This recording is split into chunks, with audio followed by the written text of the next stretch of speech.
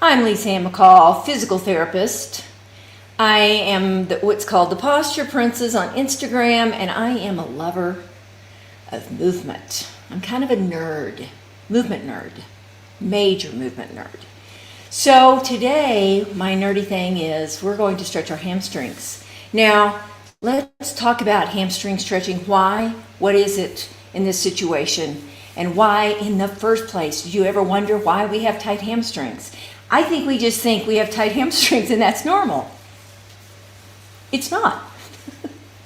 We don't use them. You get tight, whatever's not being used. So we don't use them well. Of course we use them. They help us walk across the room. But here's my story. Your hamstrings are innervated, by your sciatic nerve. And you've heard people say, well, I have sciatica. It's a very popular phrase, very well-known phrase. I have sciatica. Well, maybe, just maybe, the low part of your back where it comes from, L5, S1, 2, 3, L5 is your lowest lumbar vertebra and then your sacrum, so L5, S1. But that area, maybe that area needs to be stabilized, and then your hamstrings need to be activated in a lengthened position so that both the innervation area and the hamstring itself get what they're designed to get. And they get to be treated normal and they act normal. And what do I mean by that? Well, I'll tell you one thing. When you drop your tailbone, you shorten your hamstrings. You are putting your thigh bones down a little forward, which will cause the hamstring to activate in a different way. It also causes your low back lumbar spine that has a natural functional arch, structural arch, very small arch, but a very, very important one. If it is not in place, then it's kind of like a bad signal to your body. It's like your house not having the right foundation. You know, a little bit off of that foundation, get a little cracks here, little problems. You don't know why. All these things connect, and they do. So that's enough of the anatomical situation, except for one more thing. Oftentimes, when we stretch something, I don't think people really understand what I mean by stretching. Stretching to me is you are elongating contractile tissue. Contractile tissue is muscle. And if I am bending over and I feel a hamstring stretch, I am contracting that hamstring. I am working that hamstring in a lengthened position. Okay? Now, the best way to use your hamstrings is the way they are designed to be used on your body. Meaning, we all need to start with a foundation. Now, if I want to, let's say, be a high kicker, I want to kick really high, and I can feel it back here in my hamstring. That is not the most foundational, most functional movement. I have to build up to that. I have to have a stable spine, and I have to make sure my pelvis and my spine are in position to get my leg to go up. And when I go up, my hamstring will either elongate and stretch or be already elongated, and I will kick. But that is not a foundational movement. What I show you here are very powerful movements that you have in your life right now. So that's what we're going to do. We're going to stretch our hamstrings and learn how to feel better back there and stronger back there in the back and the hamstring by just moving well, by having the skill of bending well. Now, we bend to sit, and we bend to pick up stuff, and we bend for lots of reasons. But in my world, I like to show you how to bend to sit, then I want to show you how to bend to pick up something. And then you can always go, I'm not really in the mood to pick up something, but I'll practice my bending while sitting, or vice versa. So you have to practice this. Yes, it has to become a part of your life. So what I really would like for you to do right now, before I jump over there, is to participate with me. All you gotta do is either have a chair or a spot like that, put a pillow in it or two pillows, and just make it high enough so that when you end up sitting down, your knees will be a little lower than your hips. So you may have to get a couple of pillows. I don't know about your chair situation. And then if you don't want to do that, you can do the second part where I'm going to pick things up off the ground. Yes, I am. So here we go. But class participation is encouraged. All right, so here we go. I'm going to stand in front. I've done this a few times on videos. Never hurts to do it again. I'm going to stand at the corner of this so that it's a better viewpoint for you. I'm pulling my shirt up a little so you have a little viewpoint of my spine. So here's what's going on. I have muscles on both sides of my spine that are developed. I do not live with my vertebra sticking out, and I do not live in a position where my tailbone is down and my hips are forward, which causes my shoulders to be forward. I do not live in this position. That makes my leg bones forward, and that really is complicating the back of the body. So I put my fingers along my spine, and I rest my hands on my back. So I want to find a little indention. And if I can't get an indention, I relax my belly even more and I stick my butt out a little. And if you already have an indention, then don't need to stick your butt out more. Now, I'm going to put my feet comfortable width apart. I turn my upper thighs out with my feet planted like I'm on a horse. And I stick my butt as high in the air as I can. And then what do you feel? Most people feel the backs of their legs stretching. Hamstrings, some people feel it in the glutes. And I keep my butt up there for a few seconds. And I just go, wow. Yeah, I got my butt in the air. My back is straight. The weight's mostly in my heels. That's really good. Then I go and sit on the front of my crotch. And that is my hamstring stretch. Now, another way in which I am not stretching my hamstrings, but I am not causing them to become tighter, which is sort of really cool, is by sitting like this.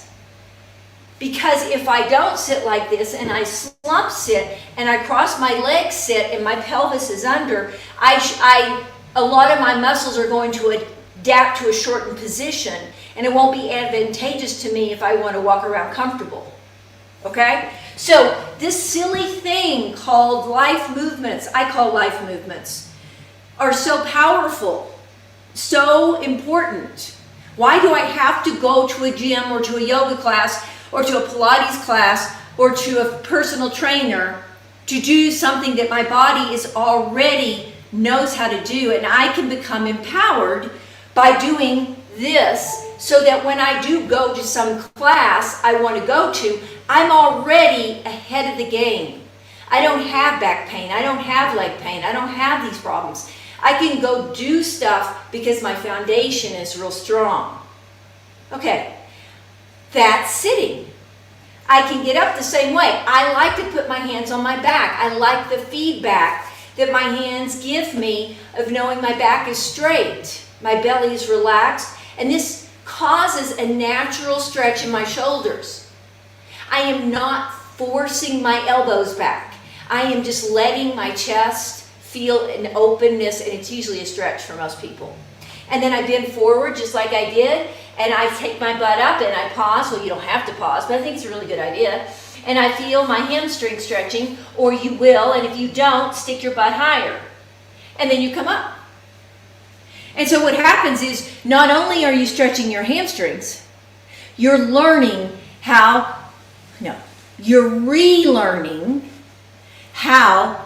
to bend. And bending is a very foundational, fundamental, powerful movement for the human body. Well, let me show you. I have right here a few things that you could bend down and need to get in your life. Let's see, I have a dog bowl. I could put my hand on my back, bend over, pick up this bowl, and go fill it up with water. Now let's say you go, I can't bend that far. I lose my groove. What are you talking about, lady? It's not working for me. That's fine. You put more space between your feet, and then you put your hands on your back, you bend your knees maybe a little more, and then you bend and you get a little lower. Now, let me show you what you're not going to do. I mean, it's just an easy thing to fall into. You go, okay, I got my feet apart. I got my thighs open. I've been over. I'm just going to squat. Not the same thing. It's not a bad thing. But if you learn this motion, your back gets strengthened. Your hips get lubricated, you could say, because that is a great movement for the hips. Your hamstrings get stronger. And you become more centered in your body. And you may think, well, I don't care. Well, you do care. You do care if you're worried about falling. You do care if you don't like the way you play pickleball. You do care in other ways, because the more centered you are in your body, more relaxed you are, more upright you are, the more attractive you are. It just touches every piece of your life. It's just that nobody told you that centering your spine, centering your body, is a very, very key component to a healthy structure and function. I call it structure and function. Healthy body, healthy joints, physical therapy world. Okay, I got off on that. So I went over and I picked that up. Now I could move it. Looky there. Now we have laundry. I could go over. I could sort my laundry. I could sort my towels. I could sort my blankets. I can come back up. I can show you this. I can come over, get the dog toys. Now, let's say you get going and you go, I don't want to put my hands on my back every time I do this.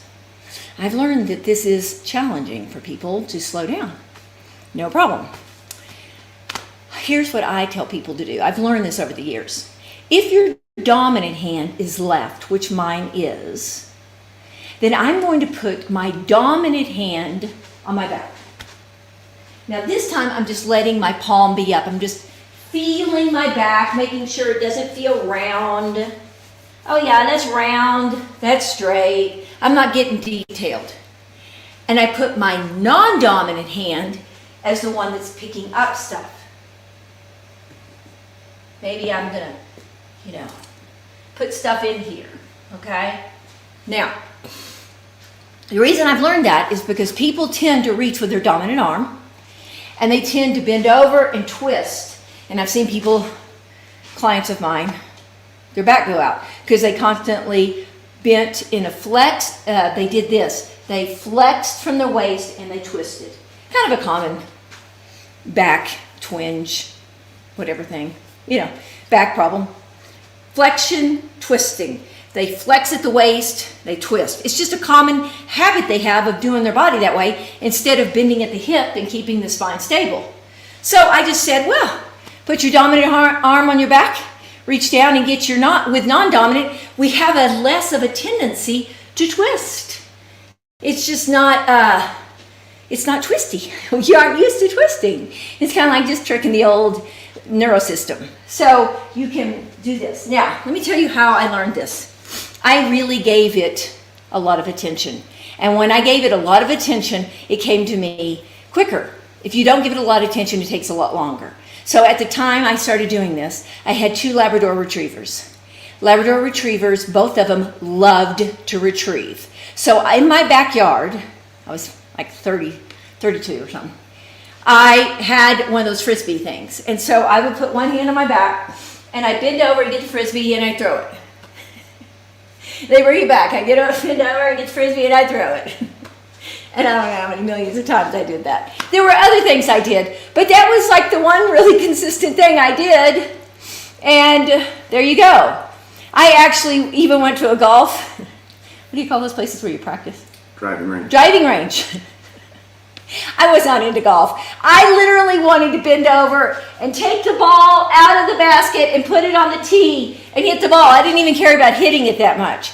Even though there's a whole science to hitting a golf ball, I was not good at it. I'm not trying to go there. I'm just trying to tell you that that's how obsessed I was with this. But I like to learn things. I like to learn them condensed. I'd rather practice a lot, and then after a week or 4 days, I feel like I can really feel it. I like that instead of doing it once every day, and then 6 months later, I'm like, well, maybe. That's just not my style. It doesn't matter what you want to do. really seriously. You do what works best for you. And that's just how I did it. So that is how to stretch your hamstrings and strengthen your hamstrings and become more centered and get something functionally, practically done at the same time. Now we can do questions. Bill in Bakersfield. I have no idea what innervated is. Oh, that means the nerve that makes the muscle fire. So the sciatic nerve makes your hamstring work. If it's not innervated, that is just a piece of meat lying on your leg that doesn't work. Muscles are connected to the bone, and the nerves that come out innervate, nerve innervation, into the muscles and make the muscles work. So the sciatic nerve is the one that works the hamstring muscles. And many people have sciatica, which means pain down the leg from the sciatic nerve. And you can get rid of it a lot of times by just doing what I showed you the first 15 minutes. Donnie in Des Plaines, Illinois asks, what do hamstrings do? They cause your knee to bend. Okay, hamstrings do this. They do this and this.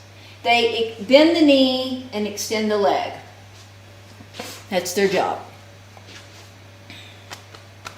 Izzy in Boise says, since the hamstrings are in the leg, why is bending your back important?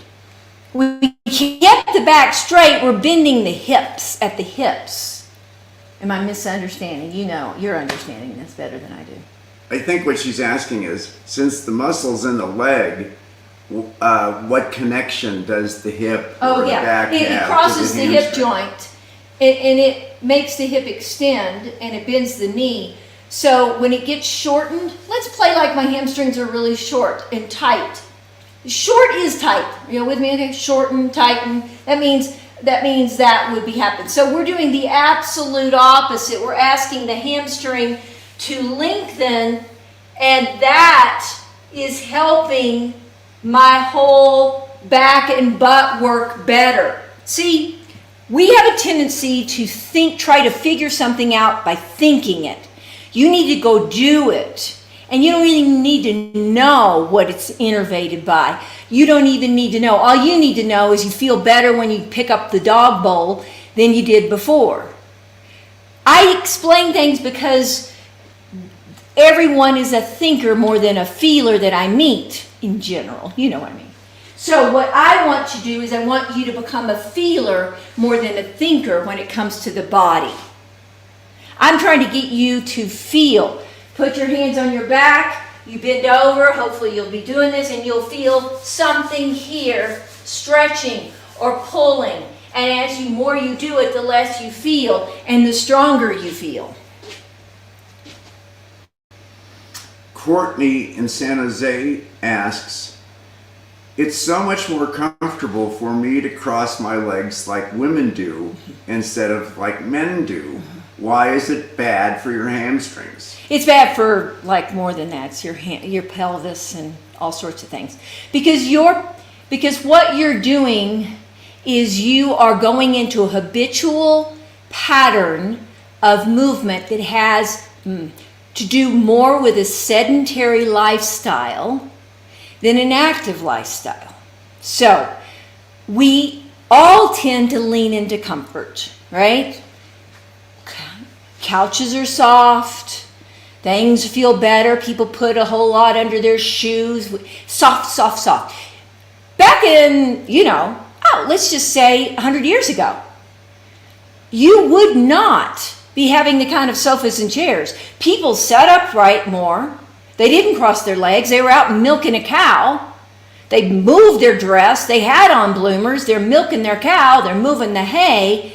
And that posture was the posture they knew and used because that was their life posture. Your life posture is more about not moving, crossing your leg, slumping over, making sure you feel better by just not moving. And even if you move, if you're used to sitting like this for years, your body's going to say that's normal. So, you've got to give it a try. You've got to, I am not the lady who says, oh, well, that's comfortable, then do it. I'm the person who says, this comfortable thing may be causing you a lot of problems. And by simply choosing to sit a little different and bend a little different, you can find out that you're a lot stronger. I work at a senior center, and they have really, these are all people in their 80s, okay? 80s, 90s.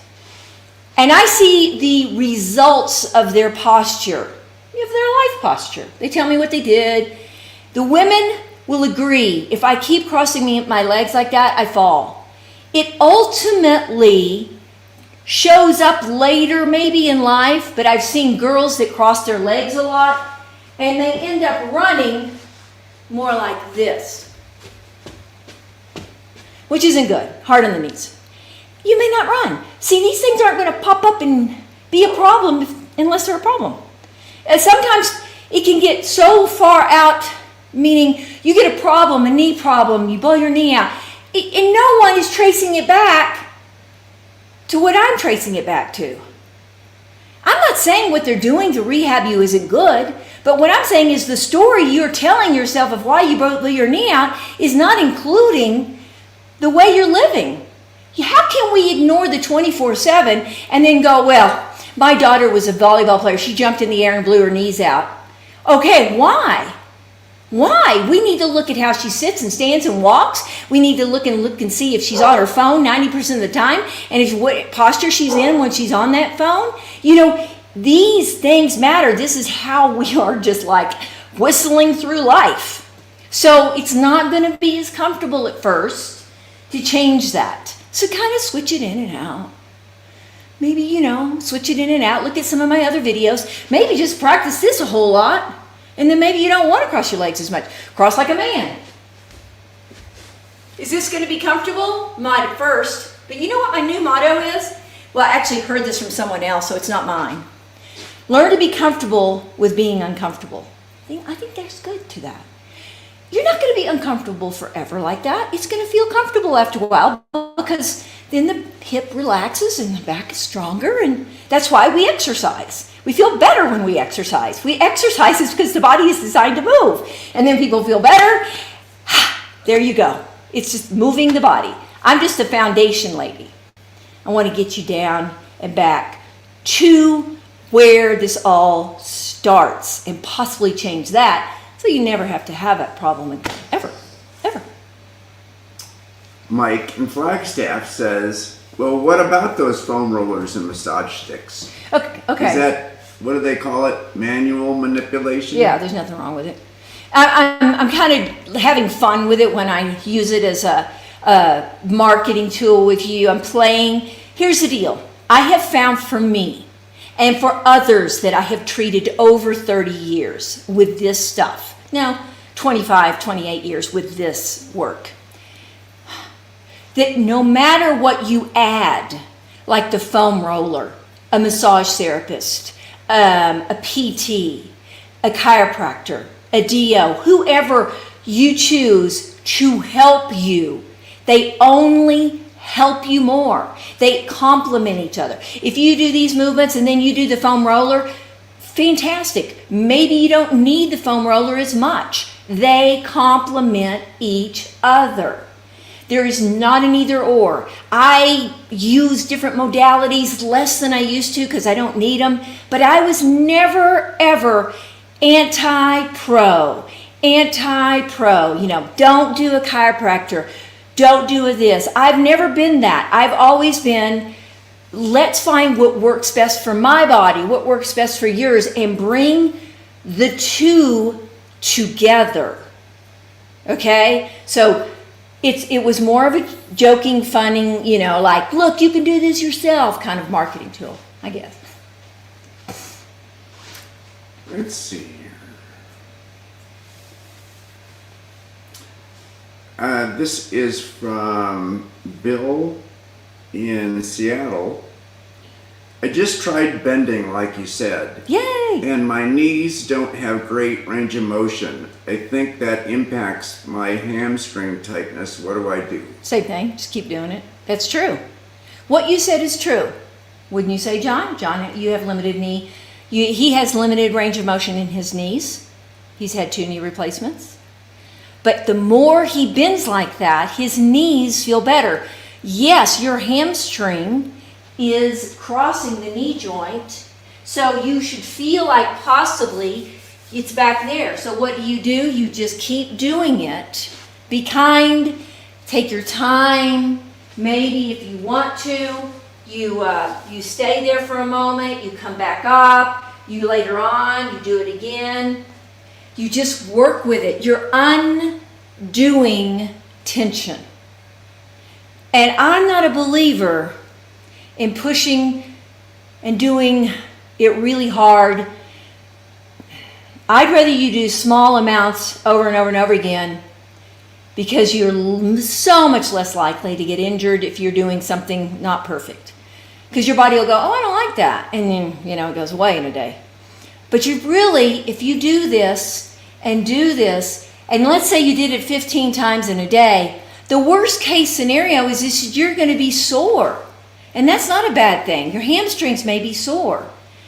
But you want to keep just mindfully doing that movement. Come back to it. Come back to it. Repeat it, repeat it, repeat it. And let it start to become like a tennis serve or a sinking a basketball. You refine it. You refine it. You're refining. I'm refining by bending well. I'm refining that movement like I would be refining a serve or a pickleball. I'm just gaining the skill of this very powerful, basic foundation movement.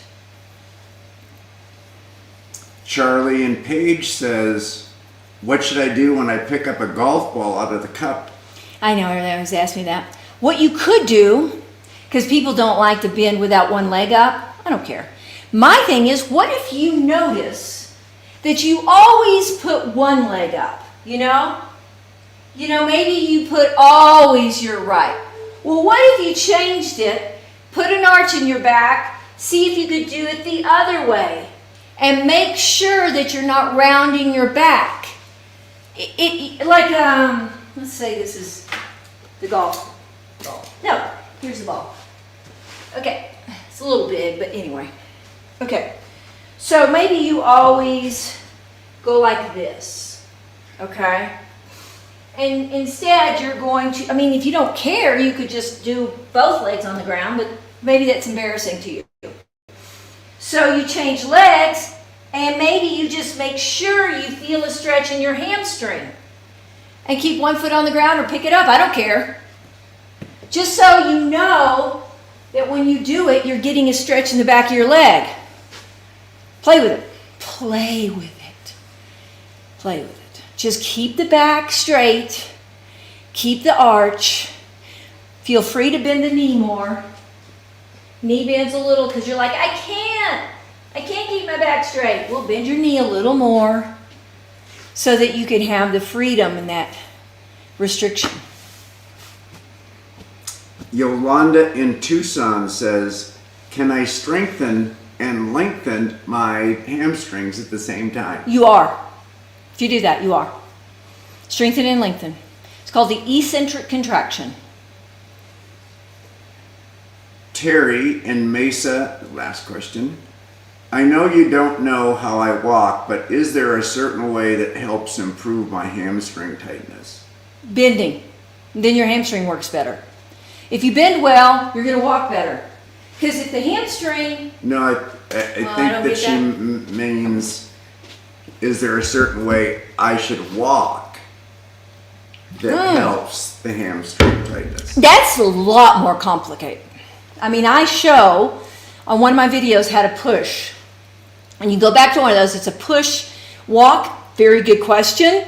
I did a whole video on that, pushing to walk, go look up one of my walking videos. I got a bunch of them. A little more complicated, but like if you had a grocery cart, you're pushing the grocery cart, that helps you use your hamstring better. Where'd everybody go? Are you there? Okay. So that's one way. But if you bend a lot, that will help improve your walk. So we can go different ways. We can either improve our walk by pushing a grocery cart, or improve our walk, our hamstrings, by bending better. They work with each other. That's the cool thing.